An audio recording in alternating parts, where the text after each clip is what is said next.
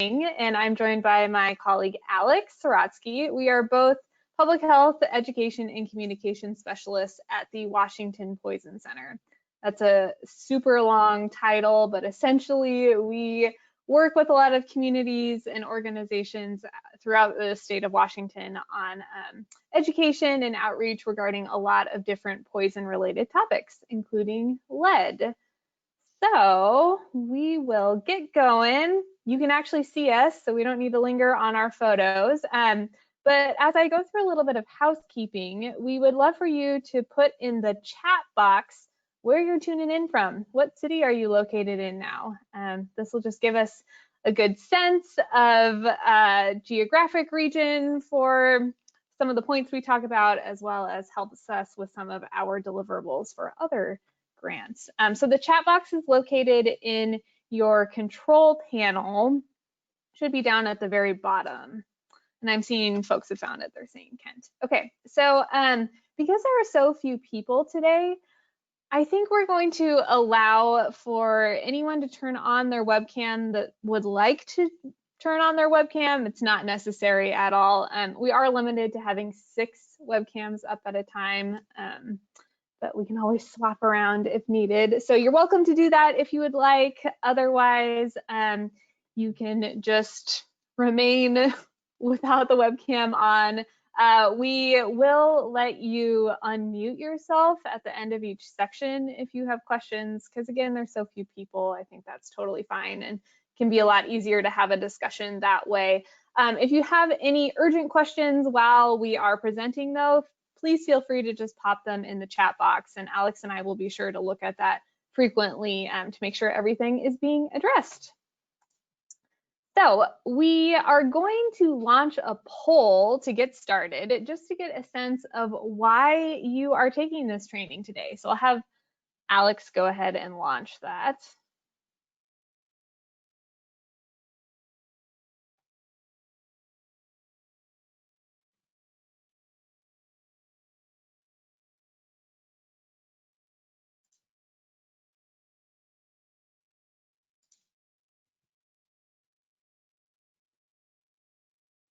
Give folks a few more seconds to fill it out, or I think we almost have everyone on there.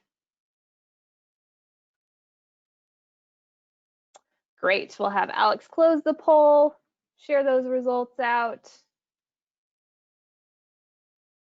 But yeah, so everyone is here to learn how to teach others how to protect themselves from lead, and then quite a few of you are also hoping to learn about how to protect yourself and your family. So great, we are definitely going to cover lots of different strategies and topics today that will help you achieve all of those goals. So this is our agenda for the day. We're going to start with just an overview of some effects from lead, the health effects of it, and then we're going to dive into sources of lead exposure and prevention strategies that go along with those sources. Alex will talk a little bit about some data in Washington, as well as data of what we see at the Washington Poison Center, and we will round out the presentation with some resources for you all. So as I get started, again, we really hope that this can be more interactive for you and more of a discussion for all of you. We want to be sure that this is really hitting all of the points and interests that you have with lead and the concerns that you may have. So please send us messages in the chat box, unmute yourselves at the end of the sections if you have further questions and we haven't covered anything. All right, so we're gonna get started with just talking about what is lead. Lead is a metal and it is naturally occurring. It comes from the earth. So it has been used in a lot of different products throughout time because it's really durable and it's really malleable. So historically, it was used in a lot of things like pipes and paint and gasoline and lots of other products. But as time has gone on, folks have realized more and more the toxicity of lead, the potential harms that can come from it. So it's becoming a lot more regulated, and it's not found in products, at least here in the United States, as much. But it is still very much prevalent throughout our country, throughout our state, and it can be found still to this day in products that are inside of the home, as well as environmental things and products that are outside of our homes. So even though lead is frequently found in our environment, even though it's naturally occurring, it actually has no known purpose in our bodies. And so when lead is breathed in, or when it's swallowed, or when it's on the skin, someone's exposed to it on the skin, it's actually absorbed by our bodies and then stored in our bones, in our blood, and in our tissues. So then over time, our bodies will end up slowly releasing that lead that's stored. And so it means we continue to have these internal exposures. This is very concerning because when lead gets inside the body, it's actually confused with many essential nutrients that our bodies need, like calcium. So this confusion with all of these nutrients can then affect pretty much every organ and every system in our bodies and can have some really lasting effects. So we're going to dive a little bit more into like how that actually works and what it looks like in the following slides. But first, just the general definition of what it's called when our bodies are affected by lead poisoning. So the general definition is when a person's health or body functions are negatively affected by lead contamination in what they eat, drink, touch, or breathe. The great news about lead poisoning, though, is that it is entirely preventable. And we will have lots of strategies to share with you today about how to prevent it. So anyone is at risk of lead poisoning. I think a lot of times we hear people talk about the risk of kids being exposed to lead, but really anyone is at risk of it. Adults can have effects from lead poisoning as well. But kids are very much more so susceptible to lead, especially when they are 6 years old and younger. And there are lots of reasons why those kiddos are more susceptible. So we'll go through them on this slide. The biggest reason, though, or the main reason, is that young kids are growing a lot. They're growing bones, they're developing their muscles, they're creating a lot of connections in their brains.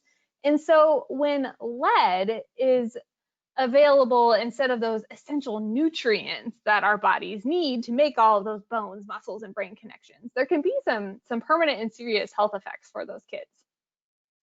So other reasons beyond just growth of why kids are more susceptible.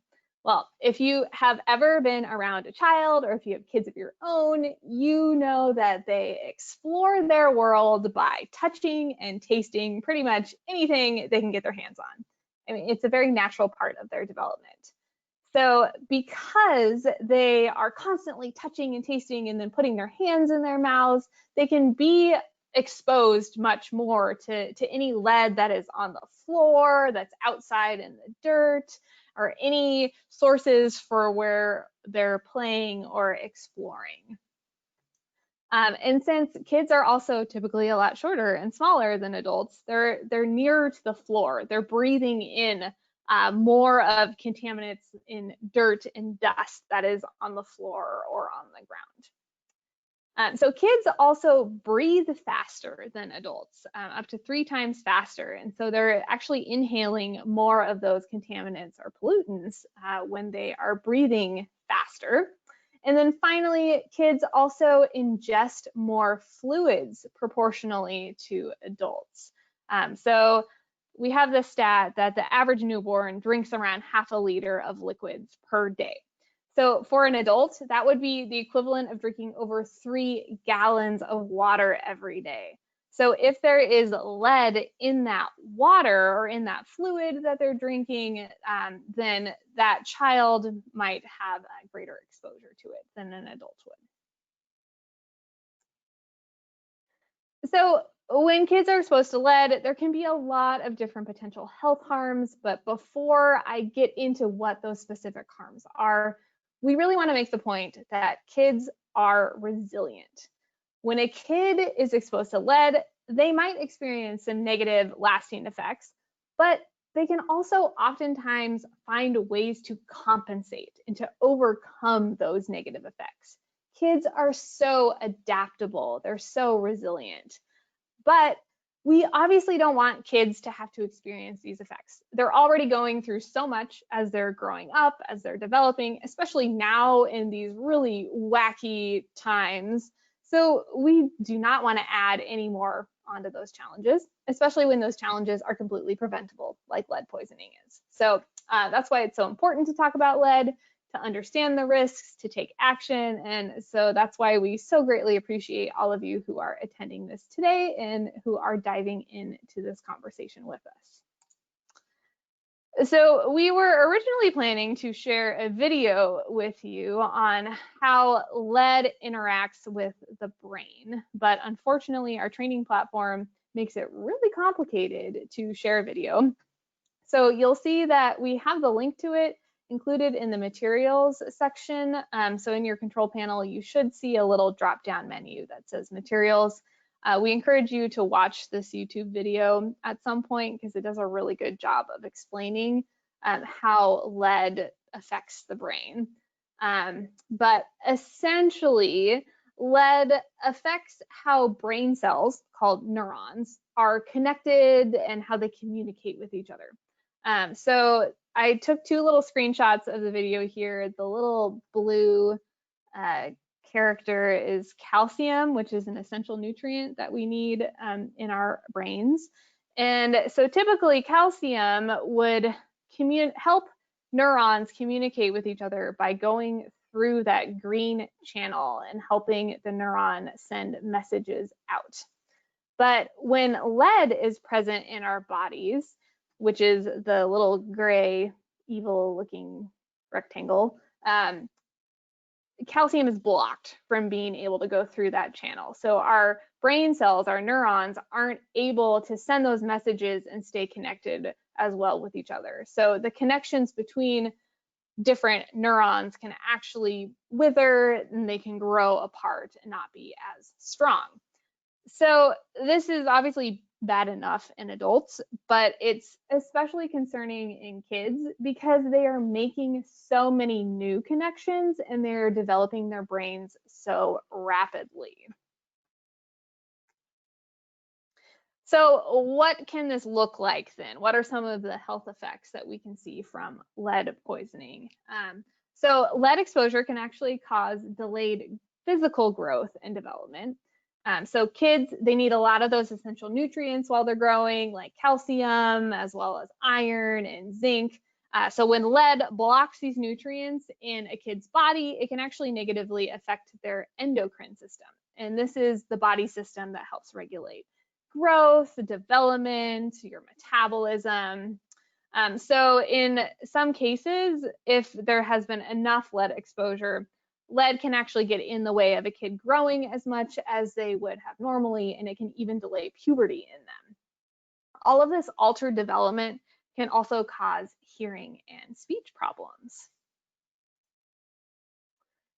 So obviously there's a lot of effects in the brain, meaning lead can really lead to some struggles with academic growth and development. So when lead blocks those essential nutrients, like I just went over with the little characters in the video, it can interfere with the growth of brain cells. So this can ultimately lead to learning and behavior problems like decreased ability to pay attention, decreased ability to process information and control impulses. These are all really important things for a kid to do well in school. So you'll see the bullet point on this slide says later on. It'll make it difficult for a child to learn and do well in school later. A lot of kids under the age of 6, they haven't started school yet or they're just beginning to. But remember, I talked about how lead is stored in the body and it's released slowly. So the effects from lead can really extend beyond the time from when a kiddo is receiving those high exposures. One thing before I move on that we want to note is that obviously there are many, many other factors that are beyond lead that can affect a kid's learning. But again, this factor is preventable, so we should really be doing everything we can to set kids up for success. So what else can lead affect? There are definitely numerous other bodily systems that can be affected, and some of these effects might not even be noticeable until a kid grows up, like effects on the reproductive system. But the effects on this slide are also what adults can experience with lead exposure. So even though we focus a lot on kiddos, adults can very much experience harm as well.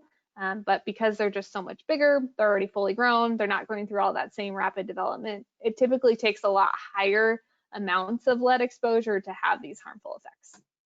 So within the reproductive system, didn't mean to do that.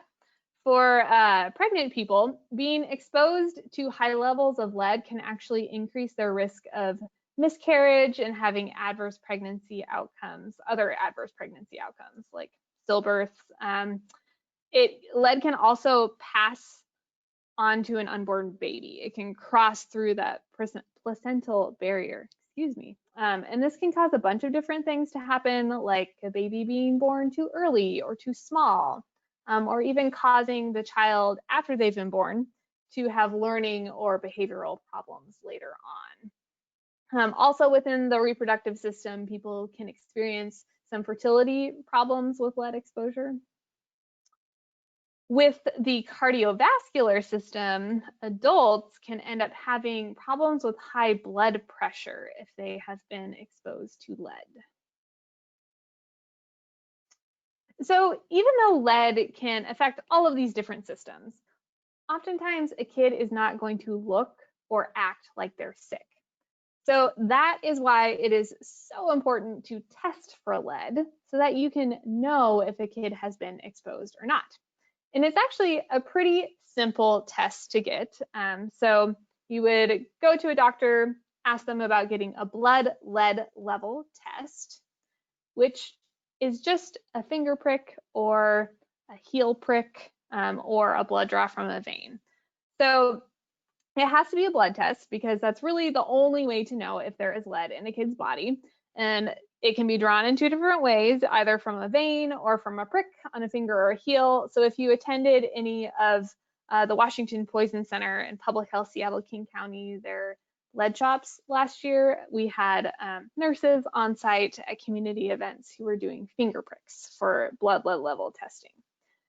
So if a kiddo has results that come back showing high levels of lead from a finger or heel prick, they're probably going to need to have a vein test, a blood draw from their vein to confirm those results, because that method tends to provide the surest results.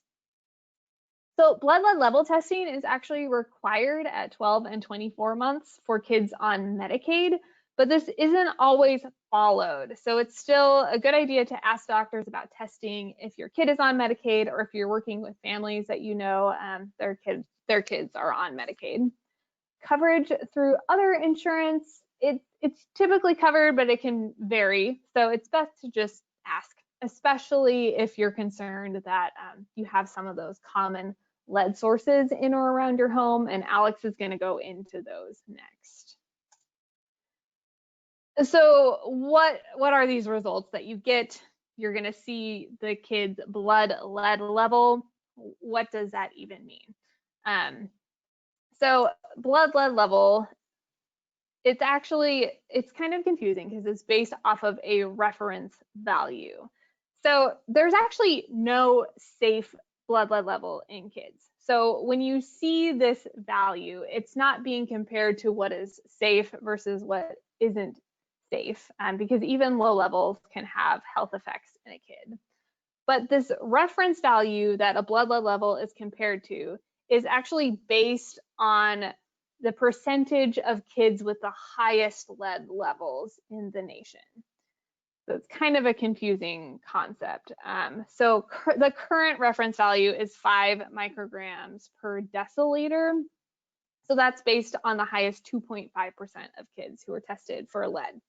This reference value changes periodically. I think they assess it every 3 or 4 years. So depending on what the child's blood lead level is, there are some recommended actions. If it's less than 5 micrograms per deciliter, then typically what's going to be provided is just education on common sources of lead exposure and probably some follow-up testing of the child later on. But as that blood lead level increases, the actions that are taken progressively increase as well. So it might end up that you would need to have some environmental exposure history taken. So like a lot more questions and documentation about what could be leading to this exposure. Some home lead hazard reduction. So that might be like the public health department sends out some people, if you're willing, to do some testing in the home to figure out what some of the specific exposures in your home are. Follow-up testing is probably going to happen, maybe even some lab work and some nutritional testing and counseling. At very, very high levels, like 45 to 75, very high levels, there might need to be some treatment with what's called chelation therapy. But we're not going to go into that today because that's not super common, and again would just be with extremely high blood lead levels. All right, so are there any questions so far before we switch over to Alex to talk about lead exposures? Feel free to unmute yourself, or you can pop it in the chat box.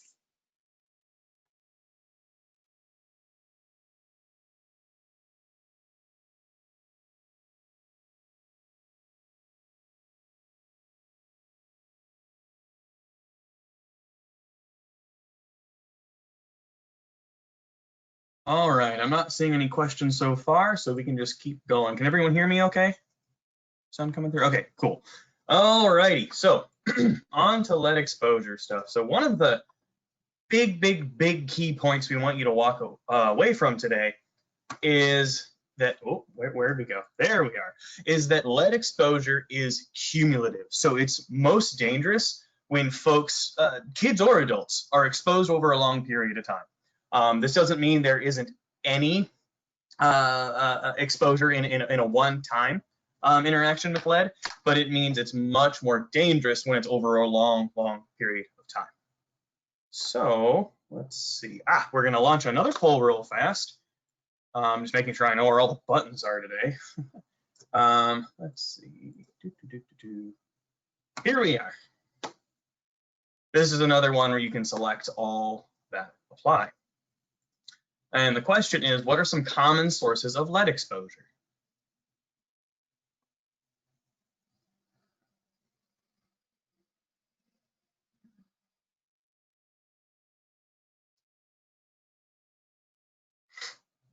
I'll wait just a few seconds to give folks a chance to answer all that.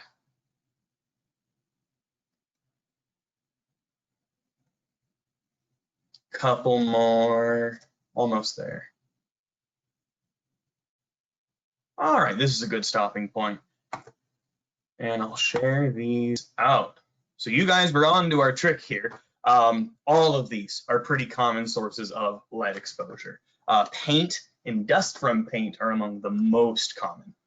So we'll go through these in a lot more detail on these next few slides here. All right. There we are. So I'm not going to read all of these verbatim here. This is because we're going to send you all these slides after today. This is just sort of like a handy dandy little chart to reference should you ever need to. But there are, the way we've organized this is into these three main categories or buckets of exposure. So we have a lot of environmental exposures. I mentioned paint a moment ago, soil and water sources, and we'll go through that in more detail soon. But also objects as well as sources of food and drink.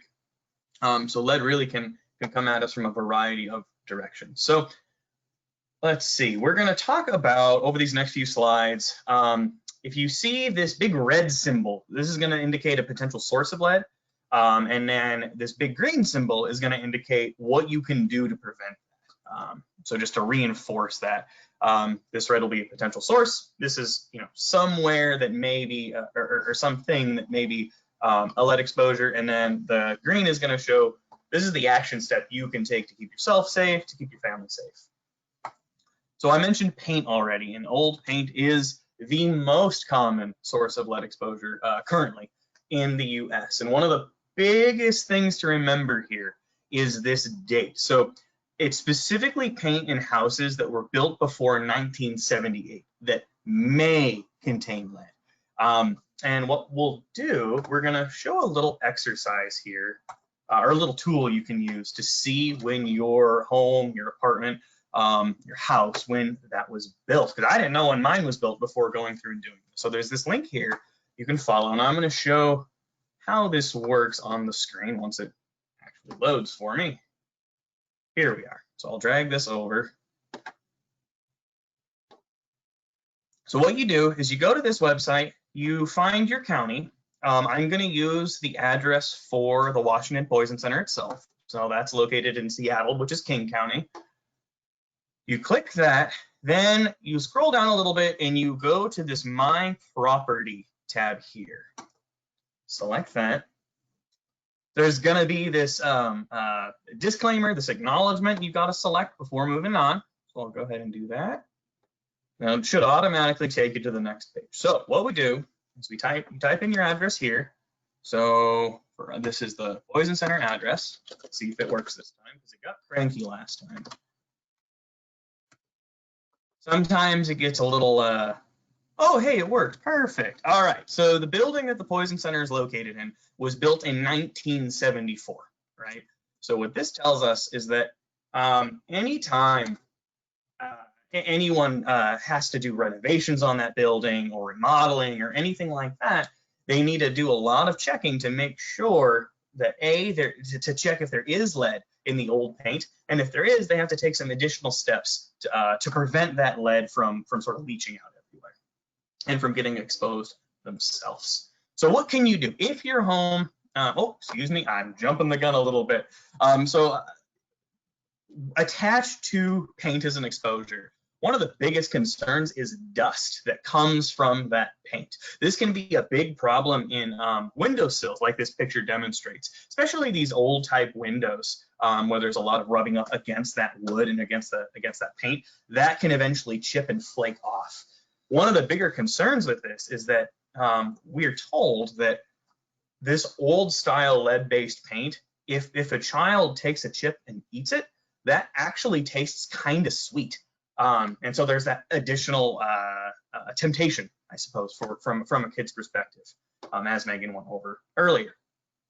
So what can folks do to protect themselves?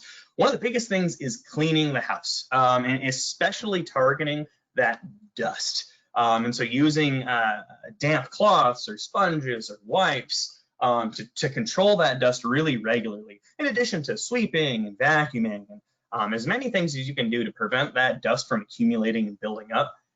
That means that will help reduce inhalation or ingestion of those paint chips, like we said. And it's always a good idea to glove up and potentially wear masks and even goggles sometimes when doing this kind of cleaning, especially if it's been a while, because that can kick up dust into the air. It can get through your eyes, it can get through your nose, your mouth that way. All right, so there are, like we were saying earlier, a ton of products that could potentially contain lead. So one of our predecessors who worked on the 2019 lead shops back when we could be in person, she recently got a new set of keys. And she tested these very new keys that were newly created, and they had trace amounts of lead. What's concerning with this is, like folks in my family, we will often let little kids like play with a set of keys because they're fun, they make sound, they're shiny. What's concerning though is that kids put everything in their mouth, so they may play with that, stick it in their mouth, and that could be a lead exposure. A source I didn't realize was a source before we were starting to work with this material was the soldering in stained glass that can often contain lead. Vintage toys, the material themselves, or the paint that goes on the toys may also contain lead.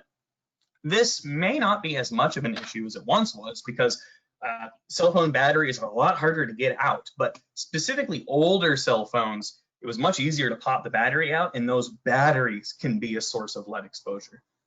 So good idea to make sure that kids don't put phones or batteries in their mouths. And then The last object here, these are sinkers for fishing, and these have lead in them. So what do we do to prevent this? One of the biggest is to wash hands all the time, specifically kids' hands, as well as washing their toys. Whoops, I keep jumping the slides today. Sorry, folks. Too much coffee. All right, so this is kind of an interesting prevention point that intersects with both lead and COVID as the constantly washing our hands. And I think something for me at least, and I wager this is true for a lot of folks, is that a lot of prevention measures around COVID, specifically hand washing so much, really made me aware of how I realized I never really was doing the, washing my hands for a solid 20 seconds. And so one of the I hesitate to say benefits because COVID has been so difficult and horrible, but it is bringing about a lot more public health awareness of basic prevention measures. And washing hands is one of the best things we can do to prevent from a myriad of ailments and illnesses, including lead exposure. By extension, we also encourage folks, and this is very difficult because kids put everything in their mouths, but folks to do their best to make sure kids are only putting clean toys in their mouths. That includes pacifiers, teething toys, etc. All right, so another pretty big source of lead can be soil. This one's so difficult because soil is everywhere. Dirt is all around us, but specifically soil by highways, by airports, sometimes orchards, and industrial areas. It can have lead, it can have arsenic, it can have all sorts of things that kind of settle there and remain there for a long, long, long, long time. So this is what we call a heat map. This is of all of Washington State. The darker the darker red you see means that higher levels of lead in that soil. So you can see there's a lot of concentrations around Southeast Washington. You got a couple pockets over here, and it's really hard to tell our area because there's such specific breakdown. So we zoomed in a little more on the next slide, and you can see greater concentrations around Tacoma, South Seattle. You got some in Renton here, as well as Kent. And a lot of this has to do with there was a smelter, a big factory in Tacoma for years and years and years that was closed, finally shut down in the 80s. But it ended up producing so much pollution, so much waste in its plume that released into the air and settled in the soil in the surrounding areas. And to this day, there is still measurable amounts of lead and arsenic. So we're very concerned about soil, specifically in these areas. And one of the best things folks can do is to, as soon as you come in from outside, whether it's you're outside gardening, you're outside playing with kids, you're outside going to work and coming back from the store, take your shoes off, and if you can, just quickly change your clothes. Especially if you or your family or loved ones are in one of these areas. And this, again, this is kind of similar to a lot of prevention tactics we're seeing for COVID. For folks who are working, essential workers who are going in and working around a lot of folks, this is becoming more of a habit of coming home, instantly washing hands, taking off shoes, changing clothes, sometimes taking a shower. All of these can help prevent exposure to a variety of ailments, and in this case, lead and COVID. So there are some occupational sources of lead. Some folks working in different occupations have a much greater risk than others, and we're kind of curious if folks know of occupational sources. So if you do, please feel free to add those into the chat box. We'll see if see what folks are thinking. And we want to reiterate, we're always learning more about this as well. So we may not have every single possible job that has lead exposure listed on these next slides. So if you think of anything else over the next few minutes, please feel free to chime in. So not seeing anything so far, I'll just go to the next slide. So I mentioned batteries perfect. Thank you, Reverend James. Battery store, warehouse, those are really good examples. The very first one we have listed here is battery reclamation workers, stained glass workers, folks working with ceramics, construction and renovators. There can be a lot of exposure there. Same with folks working with furniture. Folks who are repairing old appliances, including radiators, may have some exposure. There may be, like I mentioned earlier, remodeling and refinishing, painting, because a lot of times they may have to paint over lead paint or to strip or remove lead paint from a space before bringing on the new paint. Again, smelters, refineries, and then plastic manufacturers. And again, this is not a comprehensive list, but it's just to help put on your radar that there may be additional sources of lead in the workplace. All right, so another big potential source. This is not all imported makeup or cosmetics by any means, but sometimes certain types of makeup, specifically CERMA, that's what we're showing here, can contain amounts of lead. So this particular picture, our predecessor was able to test this exact bottle here and found that that was 22% lead. That's a really large amount of lead. And so that we want to put that on folks' radar, that can be a concern. And that includes some imported remedies and spices. So that can be Azarkon, that can be Greta, Pelua. And that, again, that's not all Azarkon or Greta. That's just some type. So what we encourage folks to pay attention to is to make sure that any imported spices they use, any imported remedies or cosmetics, that they proclaim that on the label itself that it says lead free.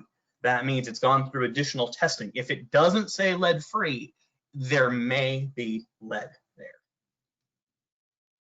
All right, so plumbing can be really tricky. So we can get lead exposure through water, but it tends to not be from the water source itself, from that reservoir, that lake, wherever that area gets their water. It tends to be from the old and aging water infrastructure. So the piping, the plumbing, all the stuff that gets water from its source to your home.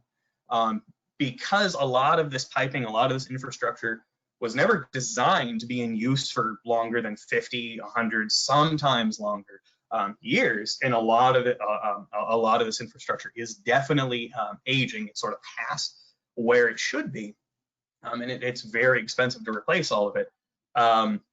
What'll happen is sometimes certain types of water will leach lead from the plumbing and bring it into the drinking water.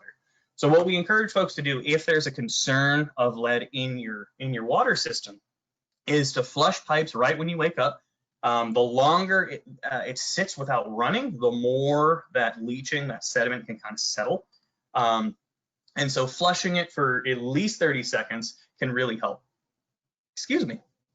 And we also encourage folks who have this concern to only use cold water for cooking and drinking. Hot water tends to leach it a little more. There's a greater concern there. And to flush water out, again, turning it on for 30 seconds or more before drinking it or before making a baby's formula. Now we get these questions sometimes if there are water filters. There are water filtration systems that can filter out lead. There are a lot of qualifiers with that though. So this is a website that has some guidance on that for folks who are curious. The filter has to be certified by one of these entities, the NSF, the WQA, or another certifying agency, and it has to meet what's called standard 53 for lead. All right, so we would want to just do a check here. You can use the chat box, you can unmute and holler out. Are there other sources of lead that you all know of that we haven't listed? We want to make note of that just in case something we're not aware of. I'll give just a couple seconds for this.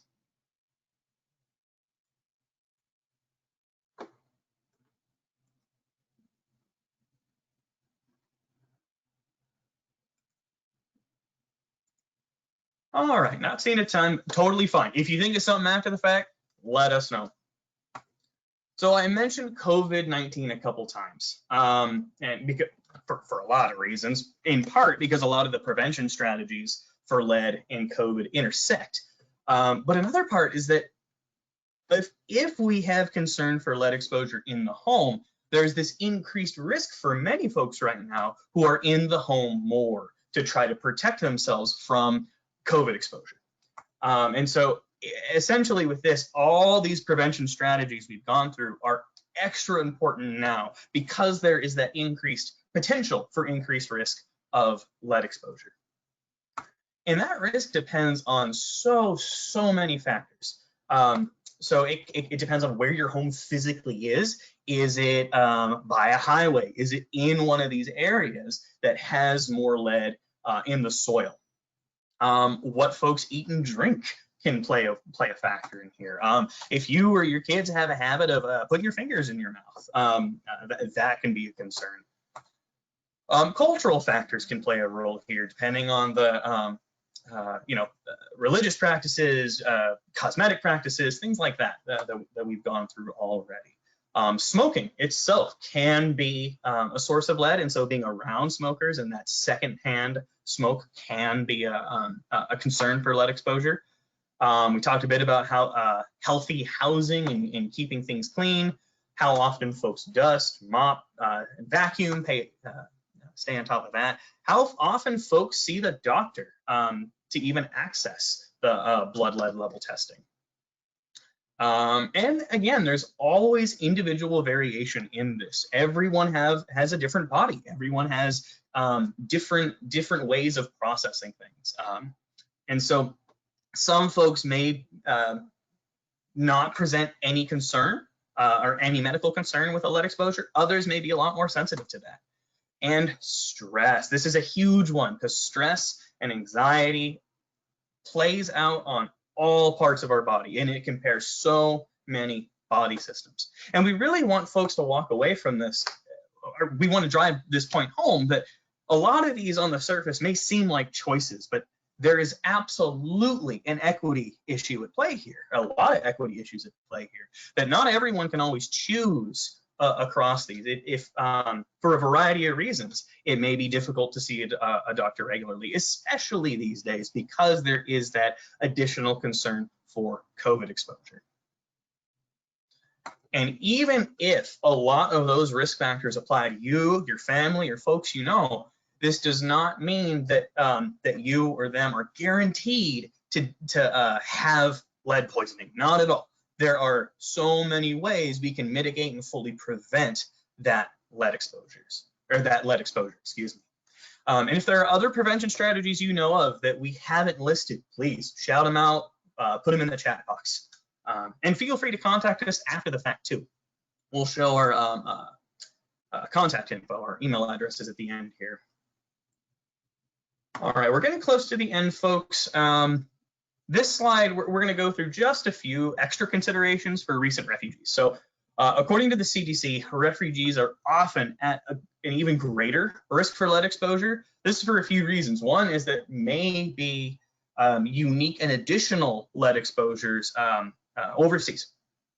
And there may be new lead exposures in the US that folks may not be used to having to navigate. Because of this, the CDC recommends that for all recent refugee children aged 6 months to 16 years, get a blood lead level test as soon as possible upon arrival to the US.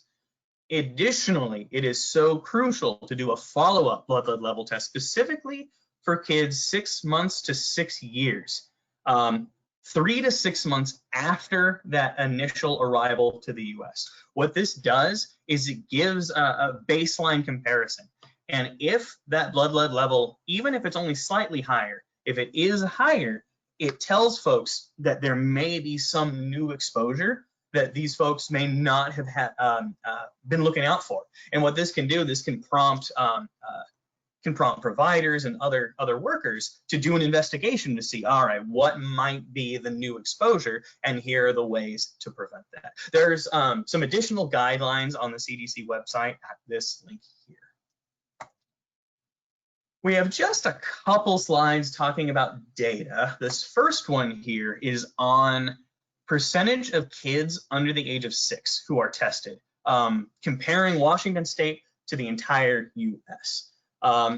One thing Washington just historically has struggled with as a state is testing kids for lead.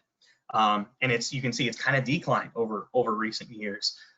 We need to find some new data so we can see what things are like 2017 through 2020. And ideally, the U.S., everyone in the U.S. would be getting their kids' blood lead levels tested. But especially, we want to see this increase in the state of Washington. Now, talking a little bit about the Poison Center, for those who don't know about the Washington Poison Center, we get calls on all sorts of stuff. And we do get calls on lead. And so these calls about lead tend to be on kids or adults who have ingested something that might contain lead. That can be those fish sinkers we talked about. We actually have had a couple calls of folks who had swallowed bullets. Same with BBs and that kind of thing. So folks don't often know this, but the Poison Center gets calls from health departments, emergency departments, emergency rooms to get an additional consultation on things. So sometimes we get some consultation on, or we provide consultation on elevated lead levels for kids or adults. And we can also, we'll do some investigating, or we'll link folks to resources to help with investigations to figure out where exposures may be, whether this is in the home, whether this is through work, that kind of thing. For those who don't know it, this is the Washington Poison Center number.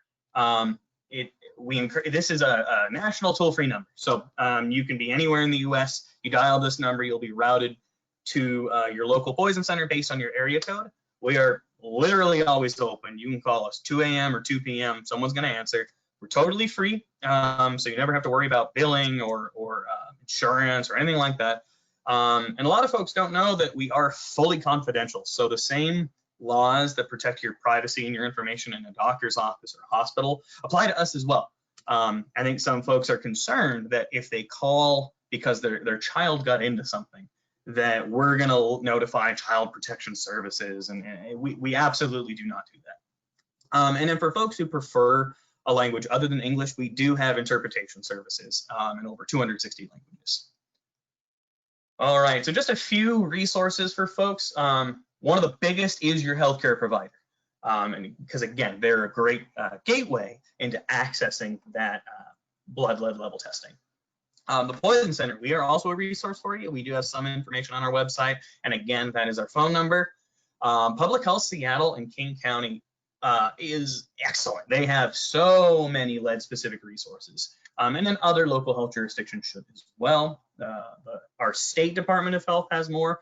And then because we mentioned Medicaid, Medicaid has that requirement for kids to get lead testing. These are a couple links to access Washington Apple Health, which is Washington's own brand of Medicaid. And then this last link here, this is to a lab that will do water testing to see if there's a traceable or measurable level of lead there. We got an additional source that we love this. Again, the Public Health Seattle King County put this together, and this is just a really excellent little checklist. And if any of these boxes, if you check any of these boxes, it indicates that you really should get your child or a child in your life that's important to you a blood lead level test. And very, very, very nice resource. All right, so here is our number once more. And with that brings us to the end, folks. So here is our contact info. You're welcome to shoot us an email and that kind of thing. And then we also we'd love to know, is there anything we left out? Any information or types of resources you would like included? We're happy to try to do our own research on that and integrate it into future versions of this. Right, and then, I totally lost my train. Go for it, Megan. That's a great comment about the poison helpline confidentiality. And yeah, so not only for folks who are afraid of being evicted, but we hear a lot of times about people concerned about Child Protective Services and being reported to all sorts of different entities, and that never happens with the Washington Poison Center. It is completely confidential. So we encourage you to spread that message to any people that you work with, because we want to be sure that people access care when they need it. Yes, I have. Can you hear me? This is Reverend James. Can you hear me? Yeah, we can hear you. Great. One of the questions, you made a statement about Washington State struggle with testing for lead in youth compared to the rest of the United States. Is there anything that's being done to where it's clear that it's this statistical, factual information that this state is having problems with testing kids compared to the rest of the nation? Is there anything being done uh, correct that or rectify that situation to why Washington State their position on struggling with testing youth when the other states can do it? That is an excellent question. I don't know in terms of policy what kind of work is being done, and Megan, if you do, uh, override me. I do know, slightly more locally, I know Public Health Seattle King County has been really pushing the past few years to essentially do what we're doing now, to try to spread awareness of this concern, and to provide resources for folks to start testing. Because even though there is that Medicaid mandate, like Megan said, it's not well enforced right now. But I would love to know if anyone else has this info. I'd love to know what policy work might be being done about this too. Yeah, I think a lot of the, well, there's a lot of different reasons why Washington's rates of testing are lower, but a lot of it has to do with perception that this isn't as big of a concern on the West Coast. I think a lot of times people think of lead as being more of a problem on the East Coast or in, states like Michigan, where it was all over the news. So I know that there's been a lot of outreach and education to healthcare providers. So like our medical and executive director will go out and provide lots of healthcare provider education to make sure that doctors are aware that this is an issue and they need to be testing. So I know that there's been a big push to do that in our state recently. But yeah, I'm not aware of any current policies around blood lead level testing. Yeah, there just seems to be, just for those statistics to be clear and factual. This sounds like that's something that's systemic in the healthcare system. That just something that should be automatic. It's just like the Hippocratic Oath. That we say, hey, we're going to make sure that we do our best to take care of people, and it's like, no, you're not doing your best to take care of people. And so I just wanted to bring that issue up. But thank you. Great job and great information. Thank you. Absolutely, yeah. Oh, Megan, should we launch that the feedback? Okay, cool. So it shouldn't take very long. You absolutely don't have to do it if you don't want to, but we do have just a little feedback test, just to make sure like we haven't missed anything in all this. So let me find that guy. Yeah, and like we presented recently to Horn of Africa, and they talked about how it would be great to have more resources and education around housing specifically. So like if you're a renter and you think that your housing has potential lead exposures, how to go about that process. So I mean, if you think of any other things like that you all would be interested in, Alex and I are constantly learning new things and changing presentations and developing new stuff. So throw it at us and we will figure it out.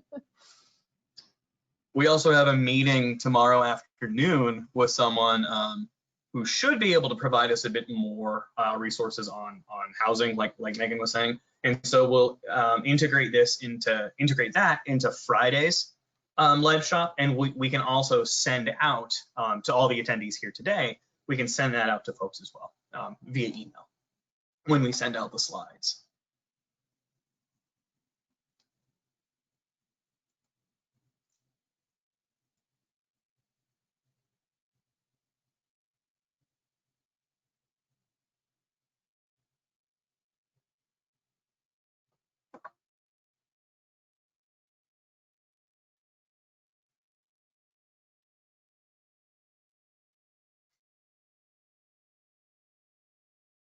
Oh, and we should have said this toward the beginning, we will send these slides out to you. You can use them however you'd like. So you can use them to put together your own presentation if you're communicating this info to other folks. You can use it just as your own resource, whatever you prefer.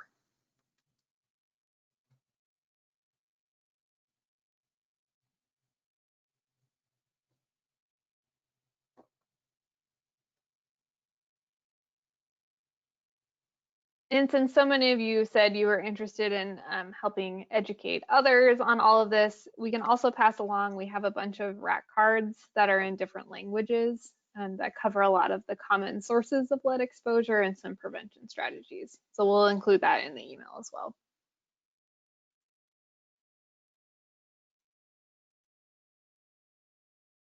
And if anyone would like us to do this again outside of the other scheduled one we have for Friday, please let us know. This is totally free. So we Poison Center never charges for this kind of education. We're happy to do it to a small audience, with a large audience. We can do it multiple times. Yeah, and we'll also be. This is recorded, and so folks can access that recording for anyone who wasn't able to attend today, who would like to see this information.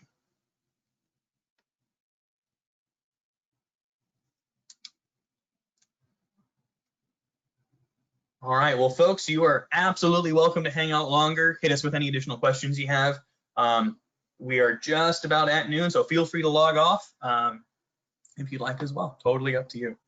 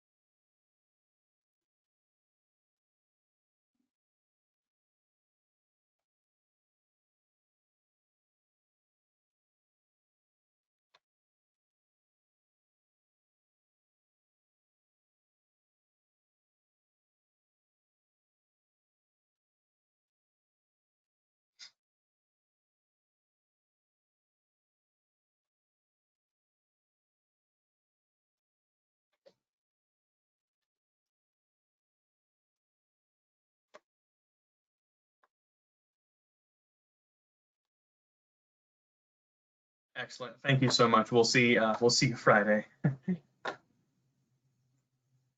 Perfect. Well, it is noon. I think it's a good time for us to go ahead and close things out. So thank you all so much for joining us today. And yeah, if you think of anything after the fact, let us know. Have a good one, folks.